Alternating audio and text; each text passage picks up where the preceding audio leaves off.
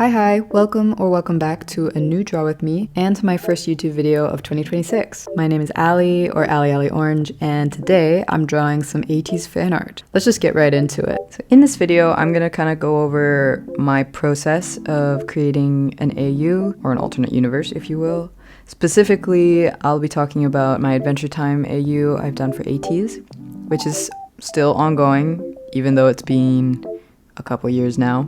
It'll be done one day. As I talk, I'm also just going to be drawing or redrawing the character lineup for this AU, and yeah, it's just been a long time. My art got better, hopefully, and it felt like a good thing to be drawing while I'm talking about the creation of this AU. So let's get into the first point, which will be coffee shop thoughts, aka the idea and inspiration stage. So yes, I did think of Ateez Adventure Time AU while I was just sitting in a coffee shop doing some drawing. I had just gotten back to Toronto where I lived at the time, and I had watched Kingdom for the first time with my sisters. And before watching that, I had very little knowledge of Ateez. I had watched the Gorilla music video when that came out, and I loved that song. I literally bought the song on iTunes at the time because I just loved it so much, and I wanted to listen to it when I went on walks, and I would just listen to it on repeat. And then Bouncy came out while I was in Korea, and I loved that song. I thought it was, mostly I just loved the music videos. I felt like their storytelling was really good, and beyond just that, I really liked the aesthetics in the music videos. It just felt like the production was over the top. It was amazing, and it really caught my attention. I thought they were great, and so I was like, okay, I'll give them a chance.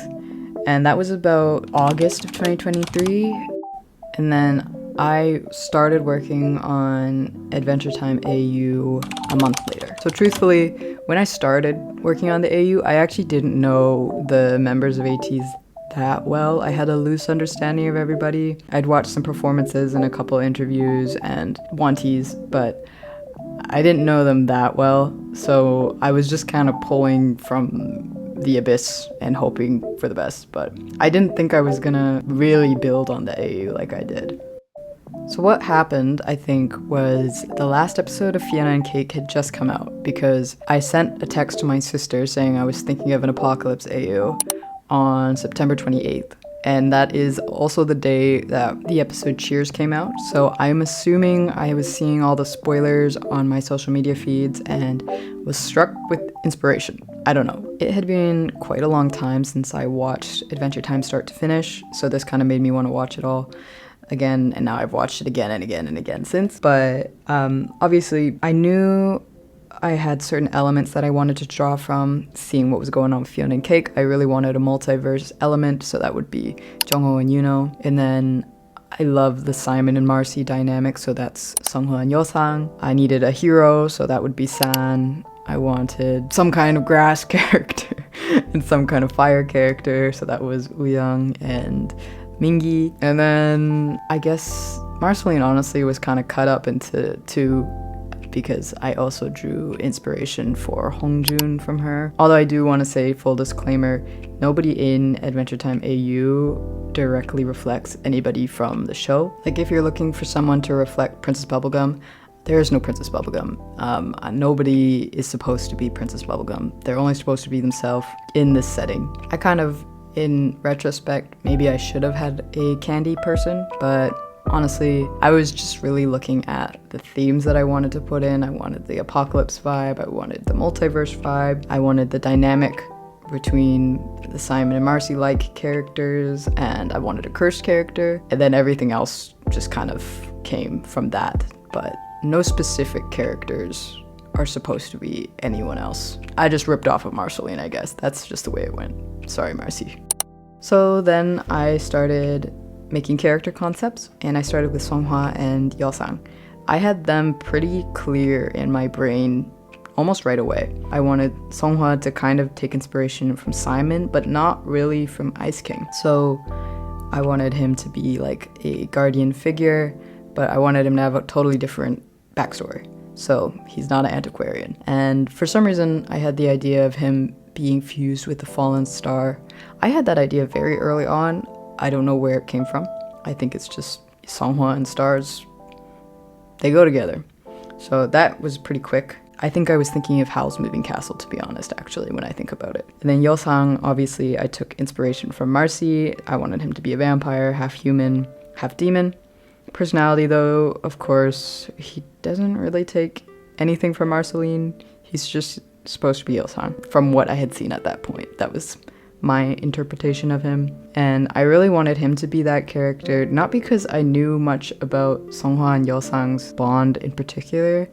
I just watched the Halazia music video and I was like, you know what? He should be a vampire. Let's do it. And that was that. The Halazia music video actually was like one of the most inspiring things for the visuals for this AU. Then I needed some no magic characters, so Yuno and Jongho were it. My younger sister had the lovely idea to kill Jongho's parents and then Mingi all at once. So that was that. Great contribution from her. And then I kind of struggled a bit more after that point. I didn't know what to do with Mingi after that, didn't know what to do with San and Uyang or Hongjun, but eventually the other characters fell into place. It was a bit tricky to think about because I'm not really a writer, but such is life. I persevered. I started making playlists for my sister and I just to kind of, I don't know, draw more ideas from. My younger sister decided to add the Drift Away song from Steven Universe on to Yeosang's playlist. And then I thought, hey, should I just kill Songhwa at some point? And then that was decided. And now I knew kind of where I needed my story to go. And that was fun. Then I had to start writing plot. This portion of the video is just going to be an overview of the plot that I've shared so far, which is a fair amount of the plot that I've got written out at this point, which is pretty good. But there are some things that are going to be missing, some gaps. And yeah, let's just get right into it. Pre-story. First is Yeosang and Songhwa meeting, of course. And there's actually a partially written out fic on how they meet, but honestly, I keep forgetting to finish it. It's almost done. Like, I just hate writing. I'll finish it and I'll put it out. Sorry. Songhwa is a human that fused with the fallen star. There's not much more to that because he doesn't remember the life that he used to have before that. And then he meets Yeosang, who is this half demon, half human child whose family just got torn apart by vampires. And, you know, Songhwa hasn't really interacted with any living creatures in a very, very long time. So he takes it upon himself to protect and care for Yeosang. I think I wrote this down that like every 100 years for these immortal, quote-unquote immortal characters, they would physically age about 1 year. And that's just because I don't want them to remain children forever. And yeah, so Yeosang grows up under Songhwa's care and they have a very, very close familial bond. Next up is Mingi and Hongjun lore. They also get like that found family kind of vibe, brotherly relationship going on. Mingi's super cursed. He found this ring that he didn't realize, but it gives him fire powers, and he has like no control over himself. Occasionally will become this creature that is known as the Beast, which is just basically a gigantic fire monster. Eventually, Mingi and Hongjun agree to just seal him away in this crystal prison to prevent him from causing any more harm or damage to the people that inhabit the area. And ever since then, Hongjun is searching for a way to break the curse, even years and years later. Next, in another universe, Yuno and Mingi are childhood friends who have this massive falling out, and Mingi dies in this universe, but fragments of his mind start mixing in with the Mingi in Universe A, which is the main universe. Universe. It's the main universe. I call that one Universe A, and Universe Z is this universe that I'm talking about right now. Childhood friends, Yuno and Mingi. That's the non-magic universe. Jongho is Yuno's much younger cousin by about 10 years, but his parents also die in the same accident as Mingi does, and then they're raised as brothers essentially, but their relationship is very strained as Yuno does not have the emotional capacity to be a very good older brother. Jongho looks up to him a lot, but Yuno's just trapped in his own guilt and has lost motivation in his own life, and we'll get back to him. But next, Wooyoung is a grass wizard with interest in dark magic. And one day he summons a familiar and it turns out to be San. San is an ice demon created by the Demon King, who is Hongjung's older brother. So San was basically just created for the sole purpose of foiling the fire monster that Hongjung had found. However, to the Demon King's disappointment, San is just not evil. So he basically just goes completely neglected until Wooyoung summons him. And then they become best friends. And they go on adventures together because Wooyoung just likes the fun of it all and being free. And San believes that this is just his purpose in life, to be a hero. Eventually, he starts having visions of some huge battle, and he keeps seeing this mysterious white-haired person who is Songhwa. Blah, blah, blah. Other things happen, years go by, whatever. Yuno gets transported to Universe A somehow through the Enchiridion, and there is a little fic that my friend wrote over on Tumblr, so I'll link that below. Highly recommend. And Yuno loves this new fantastical world that he's in. It lets him completely start fresh without his past weighing down on him, and he's basically completely happy to just stay there forever and never go home. Meanwhile, Jongho is like 12 and has just witnessed his cousin evaporate essentially into thin air. So he's quite traumatized, and he spends the rest of his youth searching for a way to find Yuno. And eventually he does. He builds a portal or something and winds up in Universe A.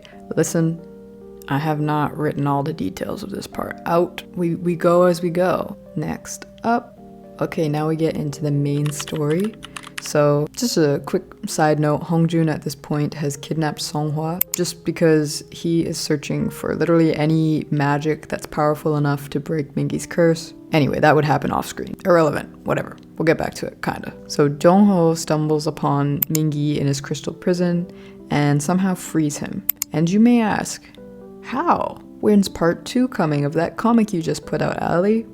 And my answer would be, I don't know.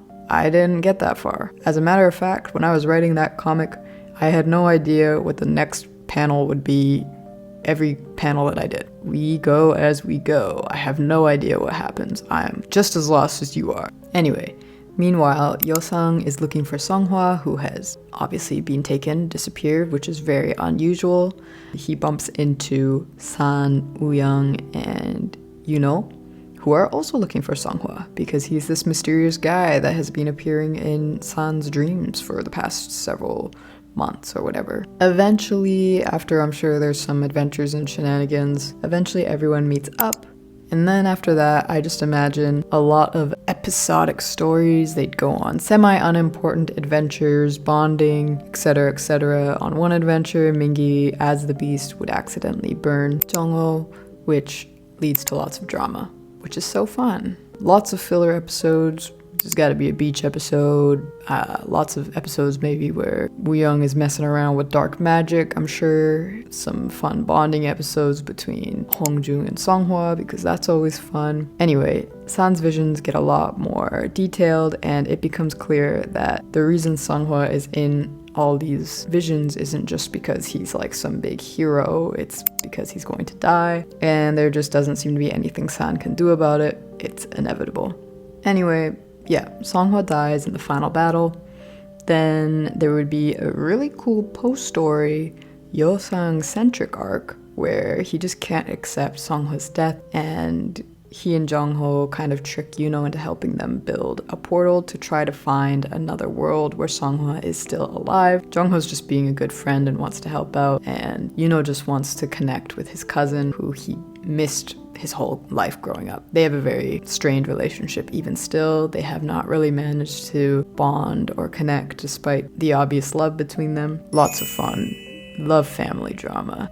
There's actually like so much fun stuff in this storyline that I'm remembering. I just never got around to drawing it. Maybe I will. Remind me. Please just remind me. Anyway, in the end, Yosang cannot bring Songhwa back to life because he's like a cosmic entity now. He's the Wishmaster, Wishmaker.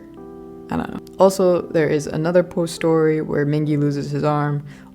Super fun. I wrote that out. Love that one. And yeah, that's, I think, it. Wow. I wrote a lot, to be honest, and there's a lot that I haven't really dove into yet. So I really love this AU. I've loved making it. I love how many people have found my art and my profile just from this AU alone. Looking at this redraw compared to my original drawing, I've definitely warped and butchered the style of Adventure Time. Maybe this is more Fiona and Cake-like now, or just more my spin on it. Either way, I definitely think that I've improved. Yeah, I think that's gonna be it. Thank you so much for watching. I'll catch you guys next time.